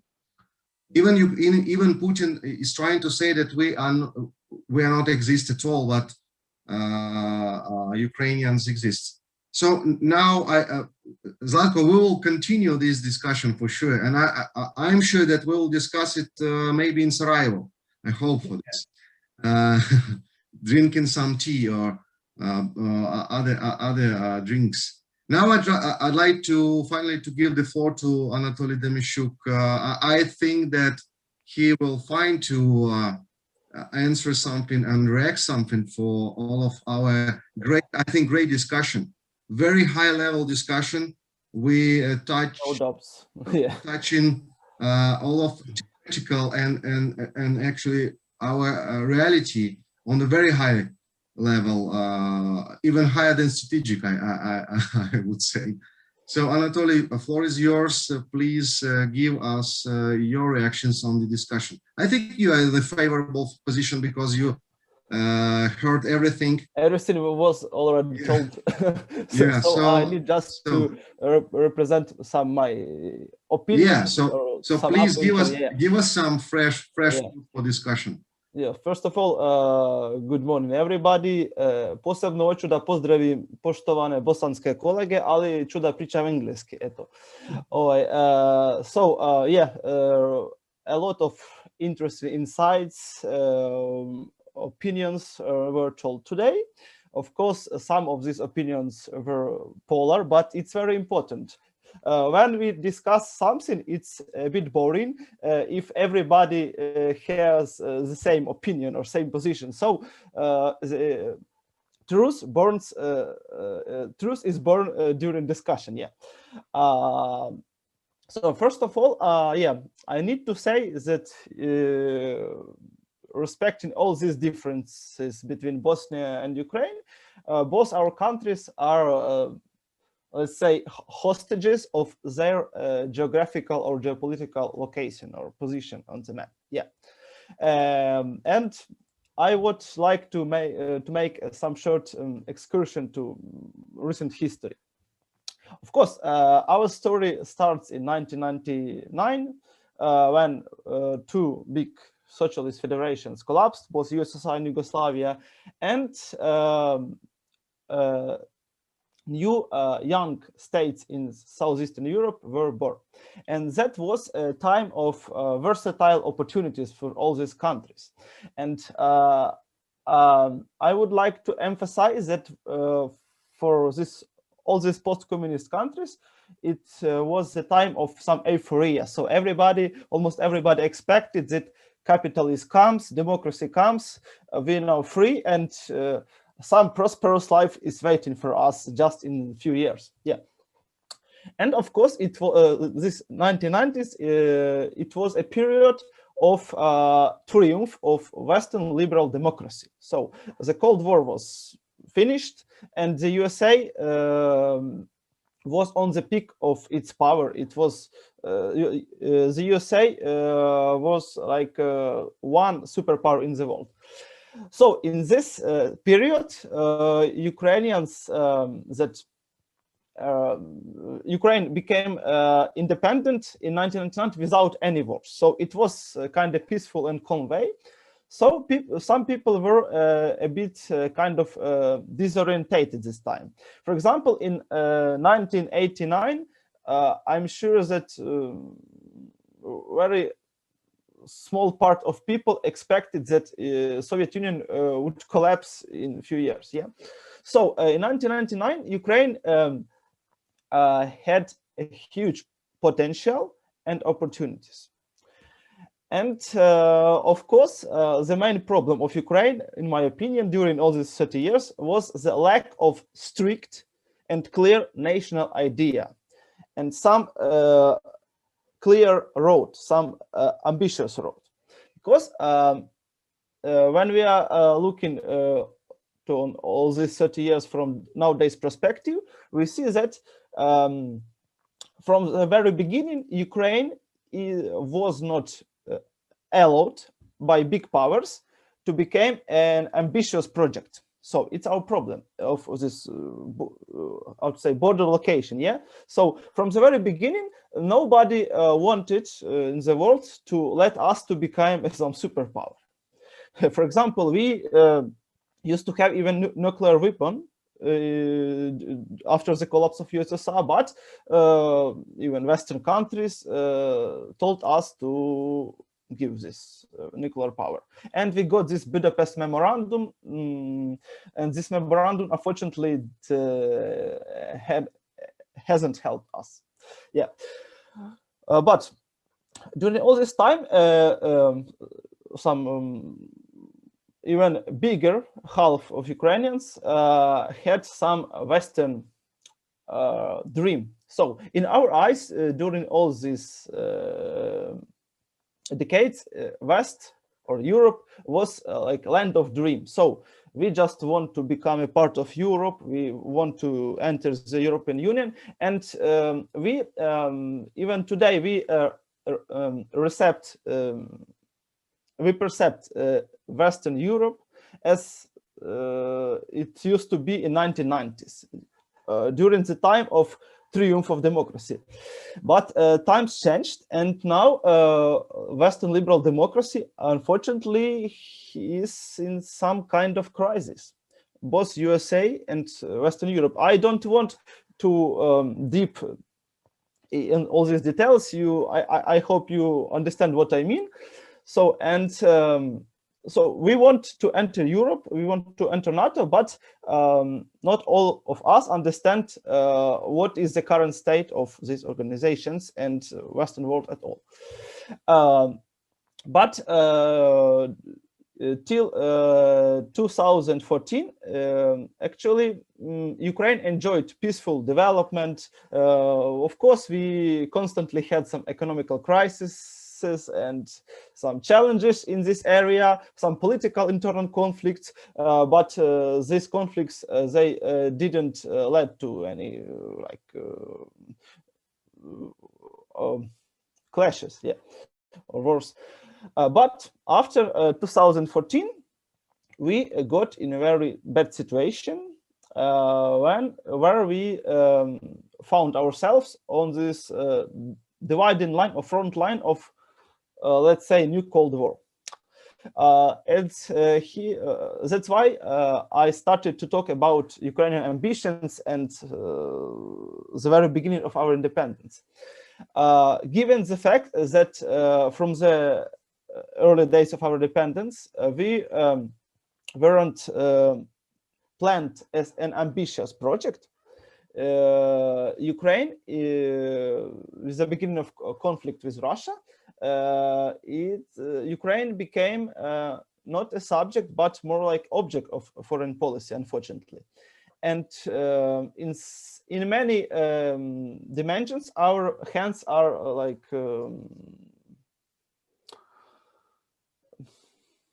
we don't have free hands, yeah, and we are depends very much on our international partners, yeah. I don't want to repeat all these good things and insights that colleagues told already today, but generally I share this opinion that we cannot expect now that some good people from West just solve our problems and protect us. And Bosnian case in this situation is very useful, yeah. Personally for me, a very nice perspective is so-called Intermarium or Balto-Black Sea Alliance. Of course, entering NATO could have some very harsh outcomes. Why? Perhaps, yeah, I would agree with that. From the other hand, we can another option. Yeah, Mr. Samus told that always we should have not two but more options. Yeah. Next option is to become not a member of NATO but a personal ally of USA. It's a very interesting way, perhaps more effective. But another way is to cooperate more closely and more effectively with Eastern European countries, Poland, Baltic countries, Moldova, Georgia, this Baltic Black Sea belt. And in ideal situation, Belarus would be our very good ally, but now it's this country is quite different position. Yeah. So I think that if Ukraine provided during all these 30 years more confident and clear national politic, if our state building policy was like more palpable and more effective, we wouldn't get now in such unpleasant situation. But first of all, now we can't solve this situation just easily and quickly. And here I would like to agree totally with Mr. Izetbegović when he told that we should rely more on our own powers, on ourselves, yeah. And also he told about Turkey, that Turkey could become a good ally and respective ally for Ukraine, credible ally, yeah. And this idea just goes in the same way as an idea of intermarium, yeah. So this Baltic Black Sea belt, because Turkey now is going more and more its own way out, which is not in the same direction that the rest of NATO. And from the other hand, when we're talking about Bosnia, yeah, I need to admit that in Ukraine, when we are talking about Balkan experience, about Yugoslav crisis, people know about two scenarios. It's very common. This topic is very common in our media. So there are two scenarios, one good and one bad. So good scenario is Croatian scenario of restoring its own territorial integrity, like Operation Oluja, Bljesak, Storm, yeah, in 1999. So Croats did this. But I also used to be an apologist of this Croatian experience, but now after some researches I changed my opinion, yeah, because Croatian victory in that war was caused mostly not by internal factors, not by army building, but by international conditions and American help. Because Americans wanted to solve Bosnian crisis, first of all, they didn't care so much about Croatia. They needed Croats to be like their tool to beat a bit more Serbs and to finish the war in Bosnia. Yeah, but generally, Croatian scenario is something good in Ukrainian media. So it's when you have a powerful army and you just defeat your enemy. But Bosnian scenario is associated with something very bad. It's when you have a country that is formally united and one, but it's terribly internally divided. Yeah, I'm used to be in Bosnia a few times, yeah, and I was impressed by the beauty of this land, these mountains, rivers, Mostar, Sarajevo, Trebinje, Banja Luka, Travnik, super. It's a very good land with very good people. And all these people are quite similar. Bosniaks, Serbians, and Croats, they're generally speaking kind of one language. They have similar traditions, habits, but these people hate each other even today. And these scarce wounds of this war of 90s are very sensitive even today. So when I was, for example, driving through Bosnian districts, in these districts you could see these state symbols, black, blue and yellow flags and so on. So it's like modern Bosnian state symbolic. And also you could see this Liljane, this how to say in English, it's a Bosnian flag from 90s, yeah. But for example, in Republika Srpska, you can't see any Bosnian formal flags. You can see only Cyrillic alphabet and Serbian flags. So these people, they really don't feel that they are like citizens of Bosnia, but they associate themselves with Serbian idea, Serbian world in Serbia. And the same situation is with Croats in Bosnia. They formally don't have their own autonomy or entity. They share the common federation with Bosniaks, but they also don't feel themselves as Bosnians. So it's a tragedy. And what makes this tragedy is even worse, that before this war, during Yugoslavia, all these divisions were practically invisible. So Bosnia was considered that socialist times as an ideal republic of brotherhood and unity, bratstvo i jedinstvo. So it's a problem. And then just in a few years, these people, these neighbors started to kill each other. So it's horrible. And it's very good lesson, very good lesson. Yeah, of course, today our position, Ukrainian position and Bosnian position is a bit different. But both our countries share this vulnerability of its geographical location. So, of course, we should perceive reality not in black and white colors, but more in terms of realpolitik. And of course, nobody can guarantee to Ukrainians their independence and safety. We should rely, first of all, on ourselves. But we need to understand that even Western community easily can impose us some peaceful solution, like in Bosnia, yes, that would conservate these divisions, yeah. So Ukrainians here, you have ruined Donbass, put money, rebuild it, but gives them autonomy, and that's all. And all your Western perspective is frozen. Yeah, so we need to understand this as well. Also, I would like to admit, when talking about Croatia, then a few years ago, the idea of peaceful reintegration of Donbass really popped up in our media. Yeah, Croatia really reintegrated this Eastern Slavonia without any warfare, with help of international community, United States and United Nations. But this was a very painful compromise for Croats, because they needed to make amnestia for some people who even did some war crimes, yeah.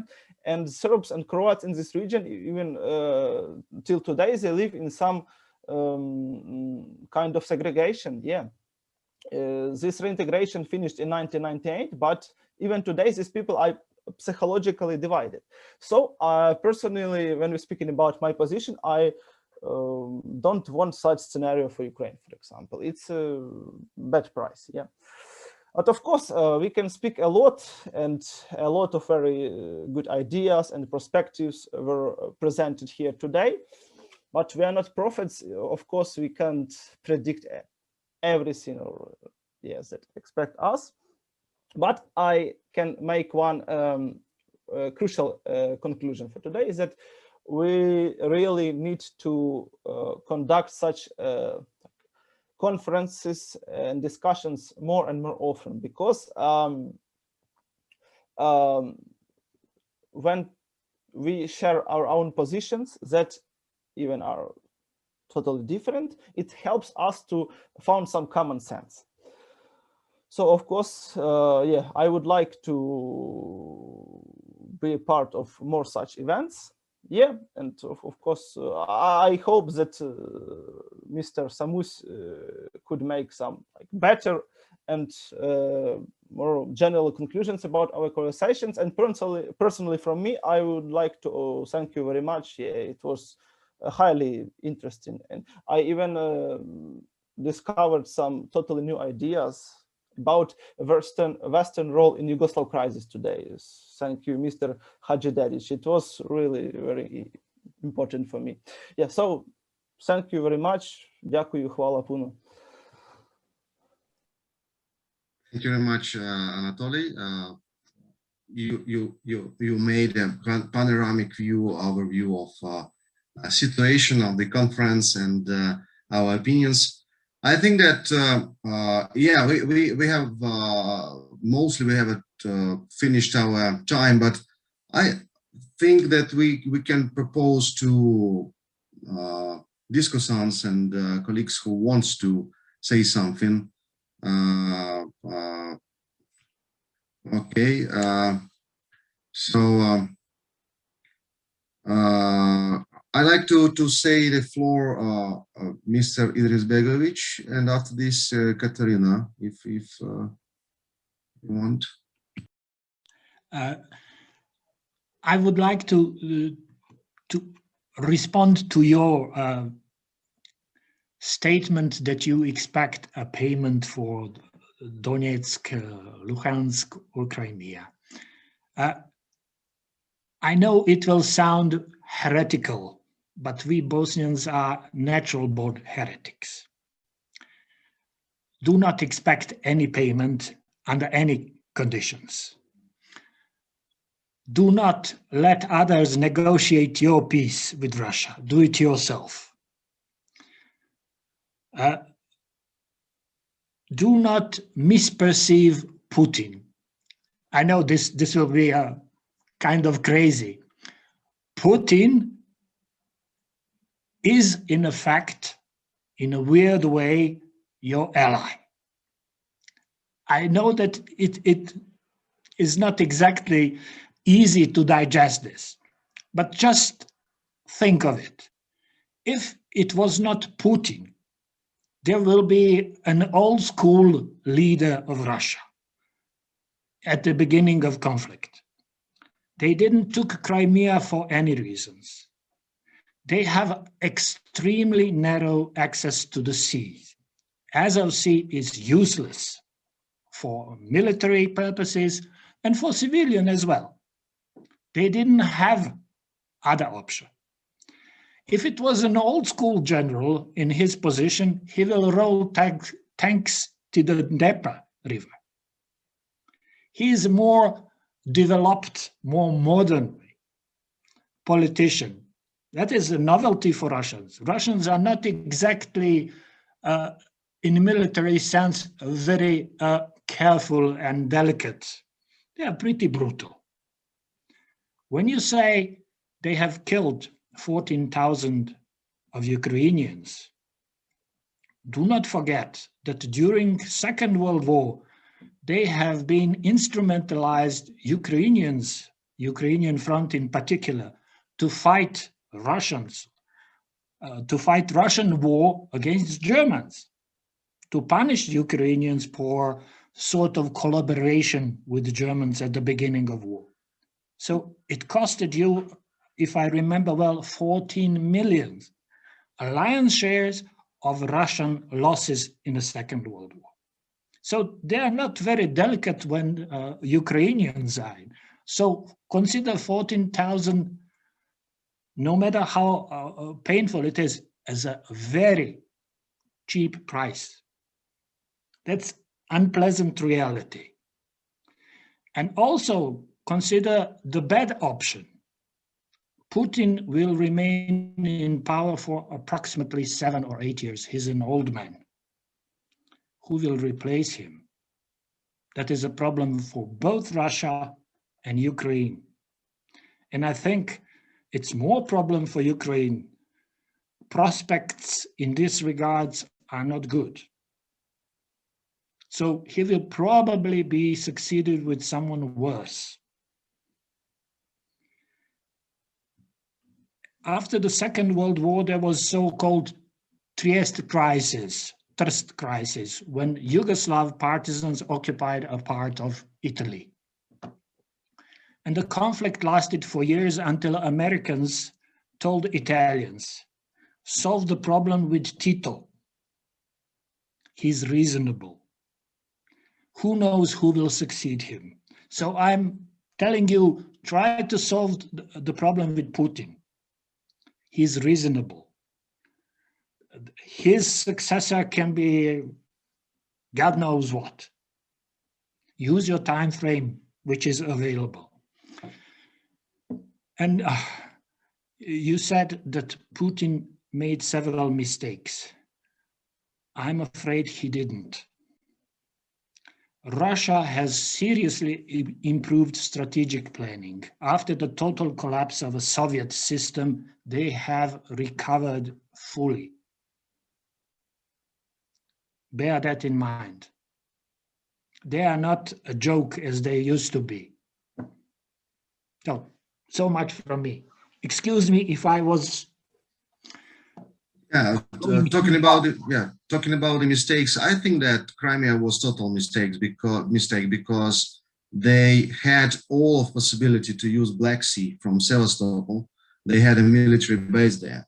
They had all of possibility to use Crimea in economical, culture, any ways they want. So it weren't any problem for Russians to use all of opportunity from Crimea in military, geopolitically, whatever. But they wanted to have a kind of military sign or emperor sign for Putin. I don't know. It was some wish by Putin, which is, I think this is concrete mistake, because he could made it by other instruments and had better results as they have now, because from all of international law, it's a trap.